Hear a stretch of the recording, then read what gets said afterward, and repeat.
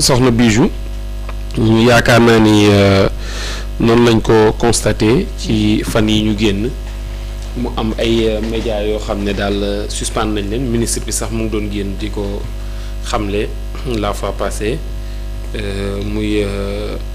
monsieur Aliou Sall xam nga nag Bijou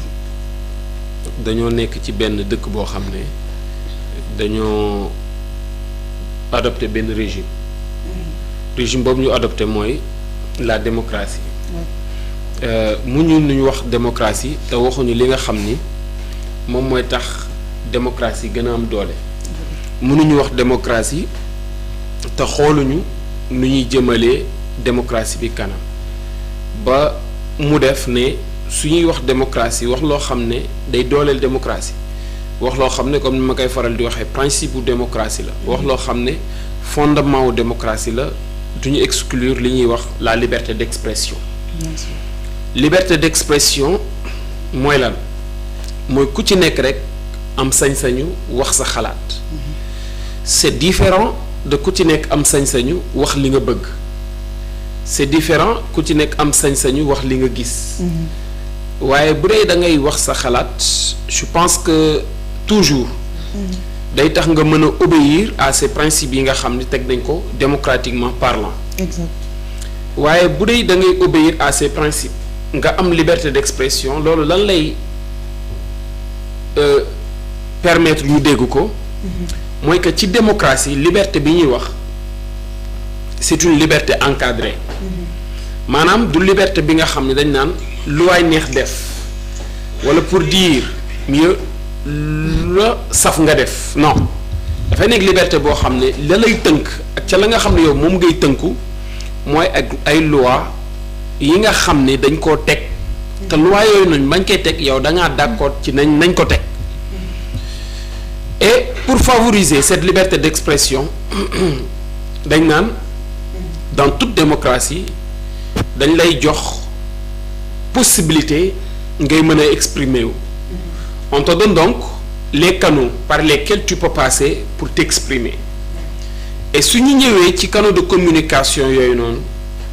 dañuy am actuellement internet avec les réseaux sociaux mais aussi et surtout dañuy am média et média dafa judd bu yàgg avant avènement wu sax réseaux sociaux yi nga xam ne jamono yi ñu ngi koy utiliser tey di ci jaar pour di jàllale ay informations taxawaayu média nag nekk taxawaay bu mucc ayib waaye aussi média am loo xam ne tey jii participer na ko ci suqali démocratie ci ñenn réew yi parmi lesquels le Sénégal pour rek wane njëriñam pour rek wane li nga xam ne tey jii nii noonu la war a mel yàlla def taxawaay bu mucc ayib boobu noonu média am ñu gis ni am na doole ñu gis ni aussi day participer ci li nga xam ni mooy gën a dundal suñu démocratie ñenn ñi dem ba tuddee média le quatrième pouvoir qu'est-ce qu'on entend par quatrième pouvoir mooy que au-delà du pouvoir exécutif du pouvoir législatif et du pouvoir judiciaire ñu ne kat dafa am beneen pouvoir ñu koy wax le pouvoir médiatique lan moo tax ñu tuddee ko pouvoir est-ce que dañ ko tuddee pouvoir pour ragal ko non est-ce que dañ ko tuddee pouvoir pour muy tiitalaate non est-ce que dañ ko tuddee pouvoir pour muy exercer une certaine pression non dañ ko tuddee pouvoir parce que dafay permettre ya nga xam ni boog ñu ngi koy bëgg a di wax te mënuñoo jotee ci kàddu pour wax ko média moom moo koy waxal kan askan wi dafay permettre média boobu ñi nga xam ne moom ñoo bëgg a wax te ñu nekk ci fenn foo xam ne askan wi yëpp mënuñoo jot la ñuy wax ñu jaar ci média ñu wax muy certaines autorités donc ce rôle déterminant important et essentiel que jouent les médias permettre na ñenn ñi gisee leen comme le quatrième pouvoir et que ci loolu média dafa war a am je pense noo xam ne daf ciy tënkoo mooy informer de manière transparente de manière nette et de manière équilibrée mais bii suñ jëlee entame bii nga xam ne def naa ko dañuy gis ni média dafa am solo soo xam ne bu mucc ayib la léegi nag question bi nga xam ne war nañ koo mën a soulever pour continuer suñuy argumentation mooy que est-ce que taxawaay bi nga xam ni moom la ñu xamee média ak moom la ñuy xaar ci média est-ce que taxawaay boobu actuellement média yi au Sénégal taxawee nañ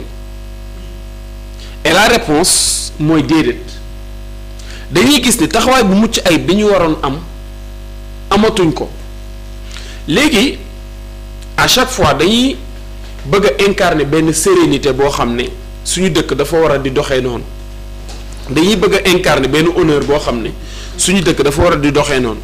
dañuy bëgg a incarner benn élégance boo xam ne suñu dëkk dañuy bëgg muy doxee noonu mais su dee dem nañ bay gis ni à travers les médias dañuy déshonorer suñu dëkk à travers les médias dafay am ay rëq-rëq yoo xam ne dañ koy faral di gis laa dañ naan taxawaay bi nga xam ne média war na ko am amatu ko léegi ñu ne suñu bëggee sérieux nag il faut savoir assainir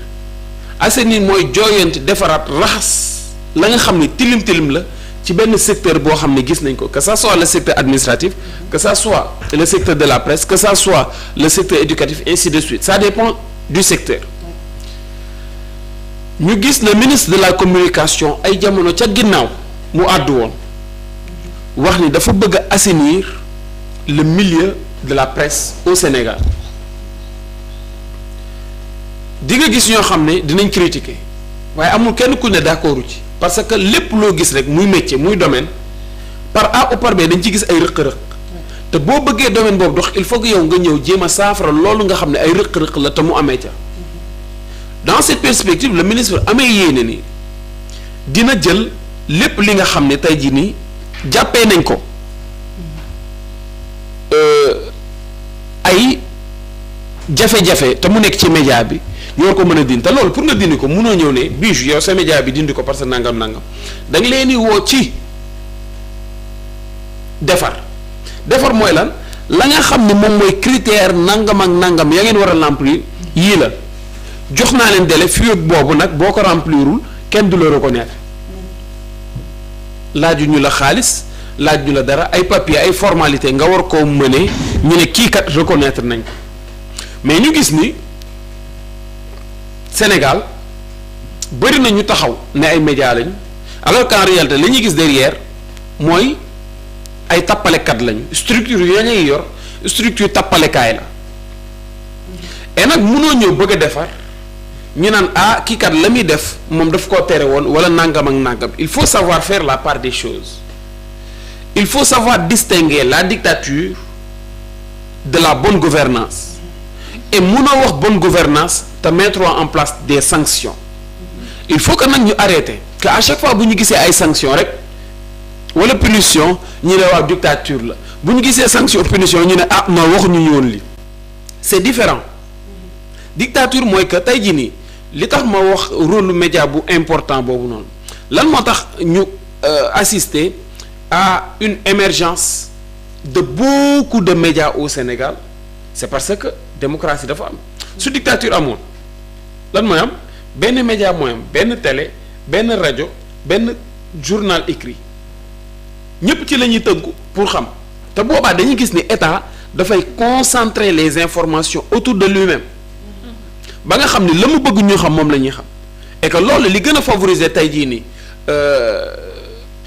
la présence de beaucoup de médias ci même bu dëkk boo dem ak yooyu démocratie ci la mais démocratie tey jii nii lan moo ko gën a favoriser benn modèle économique bu ñu teg la muy capitalisme parce que autant lan moo amoon mooy socialisme suñu nee socialisme dañ naan tey jii nii état dafay